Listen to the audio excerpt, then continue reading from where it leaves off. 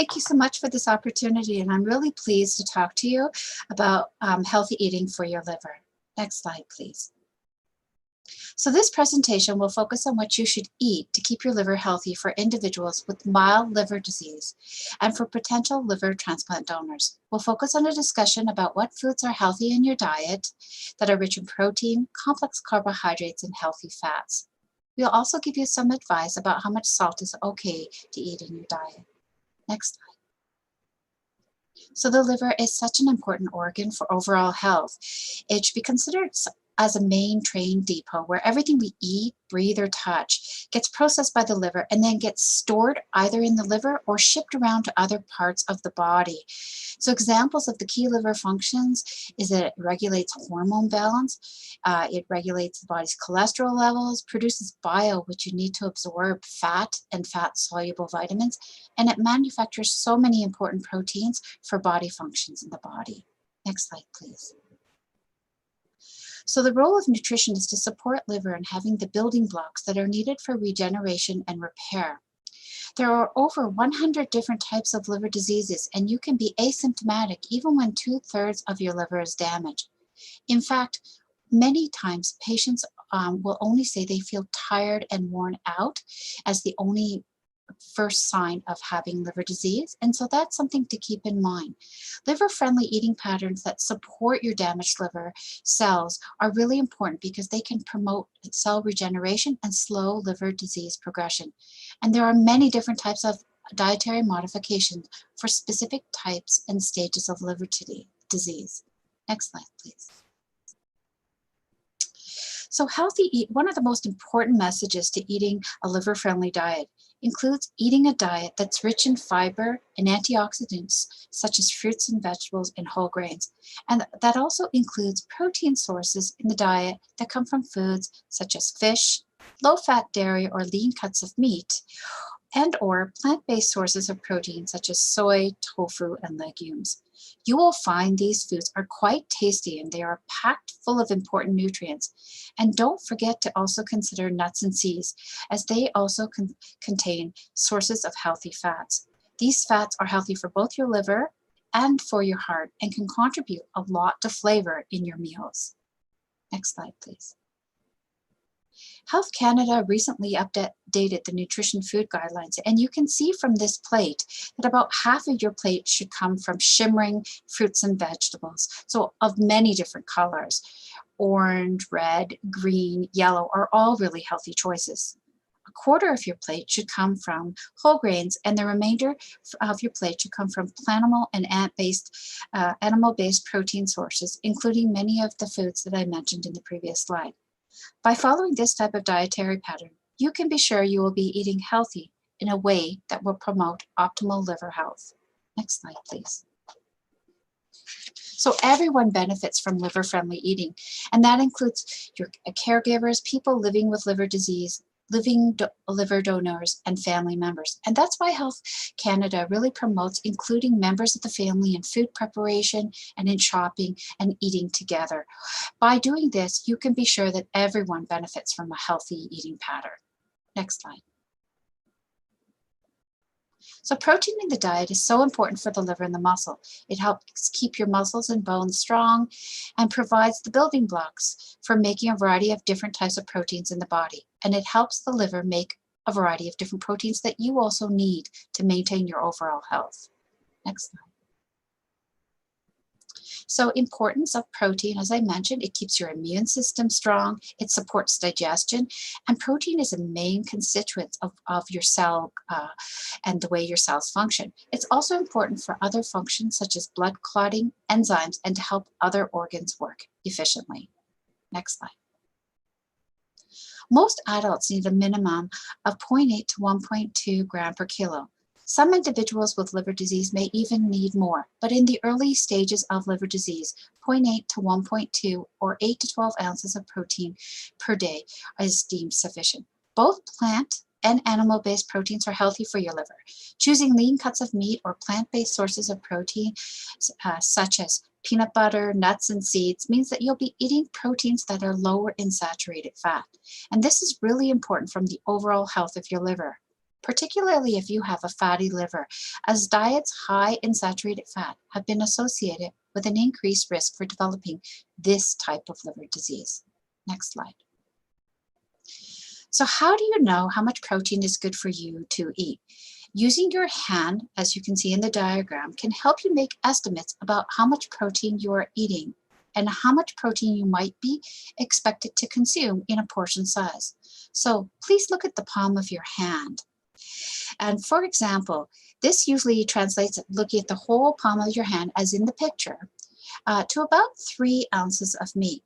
If you look at your fingertips, for example, your thumb tip, that can translate to about the very tip of it, as in this circle, to about 1 tablespoon of protein. If you look at your last 2 fingers and you form a fist with your thumb shifted in the upwards direction, the last 2 fingers and the thickness of that will represent about a half a cup of protein. And so we've given you a wide variety of sample sizes. 1 cup of quinoa, for example, is about 8 grams of protein.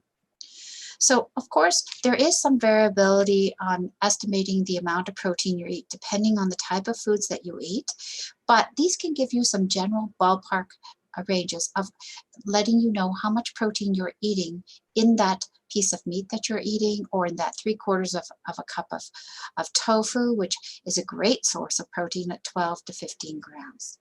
Next slide. Look at all the great nutrients you can get from both animal and plant-based proteins. For example, plant-based proteins are higher in fiber, potassium, calcium, and a lot of antioxidants, such as polyphenols, while animal-based proteins are great sources of iron, magnesium, and zinc. You need all of these nutrients to make your liver healthy. I'm often asked which type of protein is healthier for you, and the answer is that both types of protein are healthy, but plant-based proteins do confer one major benefit in that they contain quite a bit of antioxidants and fiber, which are important to protect your liver from being damaged and from fat being built up. So it's always great to make sure that your dinner plate or your lunch plate shimmers with half of that plate of green, yellow, orange, or blue fruits and vegetables. You choose which ones you like the most. When you mix this with foods like fish and whole grains, that means you're having a plate that is jam-packed full of antioxidants and healthy nutrients that are good for your liver and for your muscles and for your bone and overall bone health. Next slide. Pulses can be a great source of folate and fiber in your diet, and they can add a lot of zest to stews, stir fries, curries, and casseroles that you want to eat. They are relatively inexpensive and versatile. If you don't typically eat these foods, then you want to start slowly because they are higher in fiber. And if you eat a lower fiber diet, you might find a rapid increase in fiber intake can cause you a little bit of stomach upset. So the best idea is to start with, add a tablespoon of a pulse to your food, and or to your lean meats, add some kidney beans, for example, a tablespoon to your curry, to your chili, and that will and then increase it by 1 tablespoon each time you go to eat that. And you'll find that this will give your food a lot of flavor and texture to go along with it. Next slide. Plant proteins such as soy are also great sources of calcium and many other nutrients, and they're a great source of protein. You can find this type of protein in tofu, or you can consider drinking soy-based plant drinks that are vitamin D fortified. Vitamin D is really important in our diets, and vitamin D fortified plant-based beverages are good alternative, for example, to cow's milk, for example. They're really important nutrients. They offer vitamin K, for example, and that's so important for both skeletal muscle health and bone health, and can play a very important role in liver regeneration and prevention of liver disease progression. So it's important to choose wisely and to try different types of plant proteins so that you can offer variety in your diet. Next slide, please. So here are some great ways to combine both animal and plant-based sources of protein in your diet. You can make these fun dishes by stir-frying, baking, or steaming with your food. And you can add in some lemon on the side, so you'll have a dinner plate that shimmers with the different colors of the rainbow. So for example, the first recipe suggests mixing rice with black beans and a skinless chicken breast, and you get quite a bit of protein in that meal. If you combine that with a plate that's half full of fruits and vegetables of your favorite choices, you will be getting a nutritionally complete dinner plate, and you will also get a higher protein meal, which is balanced in both plant and animal proteins. You can try other recipes such as chickpeas mixed with quinoa as well, and with that type of recipe, and still get a very high protein intake, and you will enjoy that meal because it will be full of zest and flavor. So as I mentioned before, based on an average 80 kilogram male or 70 kilogram adult female, about 1 gram per kilo per day. So about 80 grams per day is what an adult male would need to consume in order to meet their needs. Next slide, please. So your key takeaways with protein is your liver needs protein to prevent muscle loss, to fight off infection and deliver nutrients to other organs in the body.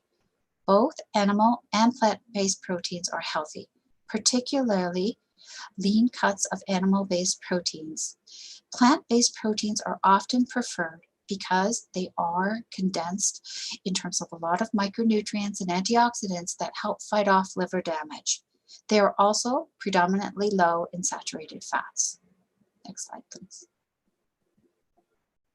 So now we're going to talk a little bit about carbohydrates in the diet. Next slide, please. So carbohydrates are essential nutrients, and they provide many important nutrients. They're a source of energy, fiber, vitamins, minerals, and phytochemicals. But not all carbohydrates are created equally. Look at the picture on the side. You see pasta, you see sugar cubes, you see fruit. So carbohydrates are important to help you maintain your blood sugar, but it's best to choose foods that are high in complex carbohydrates that are also high in fiber, such as fruits and vegetables, whole grains. They offer higher levels of micronutrients and more fiber. Next slide, please. So which foods contain these carbohydrates? As I mentioned previously, fruits, vegetables, whole grains, lentils and beans, dairy products are a healthy source of carbohydrates, and they also contain vitamin D and protein, nuts and seeds, and refined carbohydrates. Simple sugars like glucose or fructose that are found naturally in fruits and vegetables are healthy for your liver. And that's something that's really important to know, because we hear a lot in the literature and in the public about how sugars are bad for your liver. The sugars that are found that are naturally occurring in fruits and vegetables are healthy sugar. It's more important to avoid extra sugars such as table sugars or extra sugars that are found in processed foods like high fructose corn syrup. Those should be avoided because they can cause extra fat to be built up in your liver. And this is particularly important for individuals with non-alcoholic fatty liver disease, because excess sugars, added sugars in the diet, can contribute to fat buildup. And it's also important for a liver donor to limit their intake of these type of foods, because it can also contribute to the development of a fatty liver. So when you're choosing carbohydrates to eat, choose whole foods, choose fruits and vegetables, whole grains, dairy products. Those complex carbohydrates, and combined with the fiber, will give you a very healthy intake of carbohydrates. Next slide. So eating liver-friendly means emphasizing whole foods and fiber. Eat foods that are naturally occurring, such as fruits and vegetables that contain simple sugars. Those sugars, such as fructose, that are contained in these foods are healthy for your liver. Choose foods that contain complex carbohydrates like whole grains, nuts and seeds, legumes and vegetables, and choose least often processed foods such as sugar-sweetened beverages, or foods with added sugars such as cakes, candies, and other processed foods. Next slide. Why do we even want to eat fiber, which you get in these foods? Well, fiber is not only important for the health of your liver, but it's also important for the health of your GI tract. Fiber promotes overall health because it keeps our bowel motions regular. It helps regulate our blood sugar, and it's really helpful for lowering blood cholesterol and promoting digestive health. Overall, it can also help with weight management because foods that are high in fiber can give you an earlier sense of fullness compared to foods that don't contain this. Only plant-based foods have dietary fiber in them. Next slide. So it's important, as mentioned, to limit or avoid the intake of refined carbohydrates. A lot of these foods that are pictured in the right contain high fructose corn syrup, particularly carbonated beverages. This high fructose corn syrup adds sweetness to our foods, but it also contributes to an increase in fat synthesis in the liver. And that is one of the major reasons that these type of foods should be avoided or limited to maintain optimal liver health. They also are often in foods and added to foods that don't offer any other nutritional sources. So in other words, foods that are not nutritionally dense. For example, 12 ounces of a can of regular Coke contains about 9.7 teaspoons of sugar, which is 156 calories. If you are a liver patient who struggles with kidney problems, that can also be an issue for you because these carbonated beverages are also high in phosphorus. So it's important to limit your intake of these foods. A glass of chocolate dairy milk contains, for example, 3.5 teaspoons, which is equal to 64 kilocalories. The difference with the chocolate milk example is that it also does contain protein and vitamin D. So lower fat sources of chocolate milk can be okay when consumed on an occasional basis, once or twice per week, and certainly can offer potential advantages of increased protein and vitamin D, particularly if you have more severe liver disease. Under these kind of conditions, I would consult your dietitian and health professionals about advice about how often it's okay to drink chocolate milk. For small children with severe liver disease, this can be an option to promote oral intake and ensure that this child with severe liver disease meets their energy and protein requirements. Next slide. So what's so bad about refined carbohydrates? Well, as I mentioned, they contribute to excess calories, which can then make your body weight go up and increase your risk for developing obesity and obesity-related complications such as type 2 diabetes, heart disease, chronic inflammation. But from a liver point of view, an excess intake, particularly of high fructose corn syrup that is found in these processed foods, can result in an increase of fat being built up in your liver. And this condition is called non-alcoholic fatty liver disease, and it's the most common liver disease in Canada. NAFL can lead to more serious liver disease, and in many cases can be contribute to an increased risk for liver failure. So it's important to make sure that you limit the amount of these refined carbohydrates. Next slide.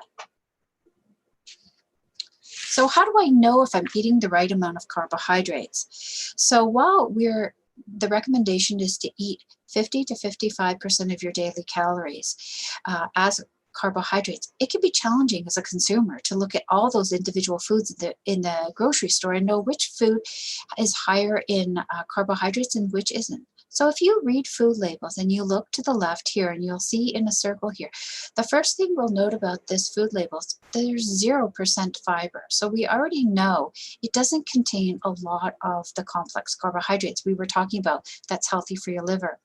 The sugar content is listed at 22%.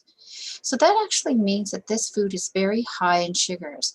Any food label that shows a percent daily value over 15% is a food that's designated as a high containing food. So this particular food label suggests that this is a food that contains a high amount of sugar in it, and I would not choose it. So when you're going to the grocery store and let's say you're looking at 2 tomato sauces, which one should you choose when you're looking at the sugar label? Choose one that's less than 10% if you can, and even better if you can choose less than 5% for added sugars.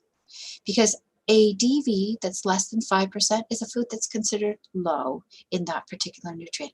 Something above 15% is very high in that nutrient and would not be a good choice for your liver health. Choose an item. If you take the 2 tomato sauces, choose the one with the lower percent DV in this case.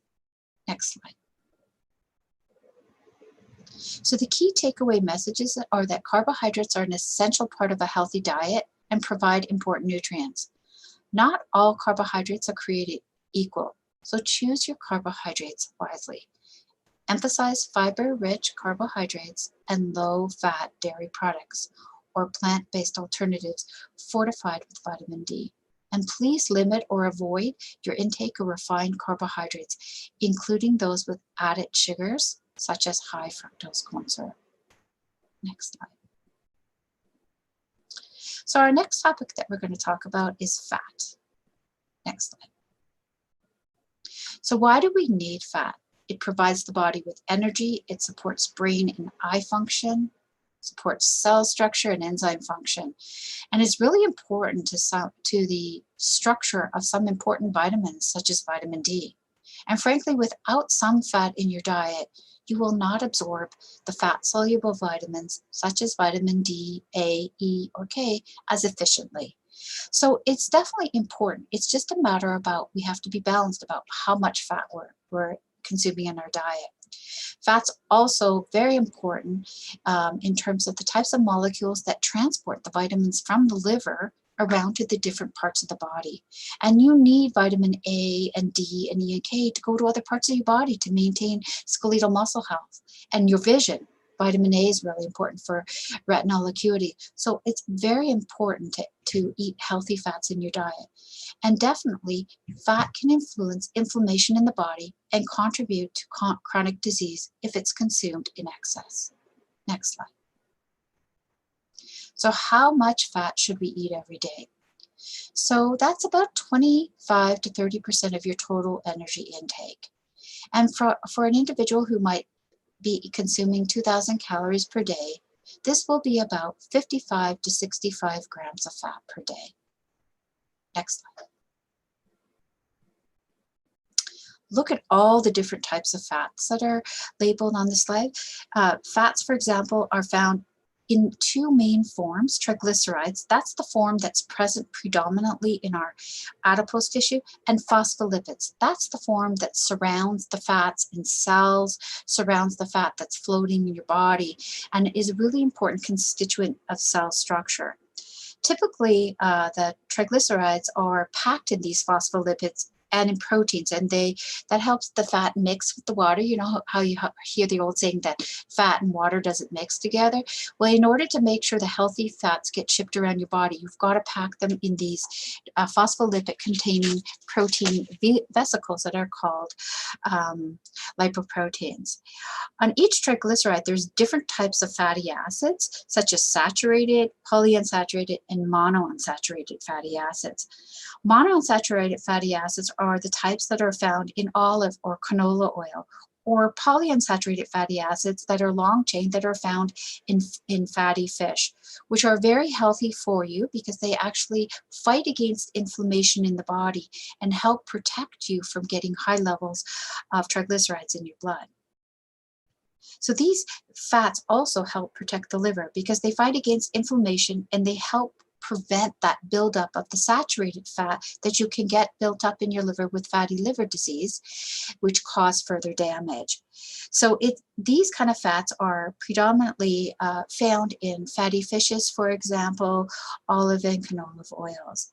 For saturated fats, those are the things such as found in animal-based fats, such as butter, for example, or in meat. And that's why it's really important to eat lean cuts of meat so you can reduce the amount of saturated fat that you consume in your diet.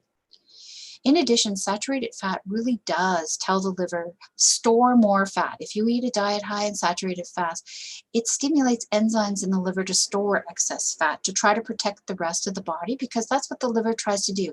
It tries to prevent further damage to other organs if you eat too much. And then the bad thing for the liver is it stores the fat and builds it up and causes damage. The last type of fat shown on the right are the fats that are found in a lot of fried foods or sugar sweetened foods, and those are called trans fats. And so those are found in a lot of packaged processed foods. Although the Canadian government has sought to reduce these substantially in the Canadian diet, they are still something that you need to watch for in food that's imported from other places in the world. And they're typically found in these snack foods that are illustrated. These are not healthy for your liver or for your heart and should be minimized in the diet in order to keep your liver healthy. Next slide. So eating liver-friendly means choosing unsaturated fats that are presented to the right. Fatty fishes such as salmon, avocado, consuming salad dressings with olive oil, for example, or canola oil. Eating nuts, seeds, and fish are really important, and trying to avoid high fat intakes and fats from processed foods. Next slide. The key takeaways are focus on consuming foods with healthier fats, which are often found in plant-based diets. When consuming fat from animal sources, it's really important to choose those lean cuts of meats, eat fish, and use healthier oils such as extra virgin olive oil or canola oil. Next slide. So sodium. What about sodium?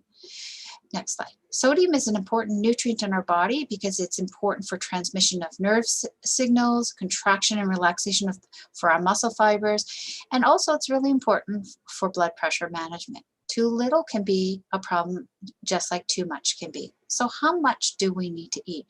About 1,500 milligrams of sodium per day is considered adequate for adults in Canada.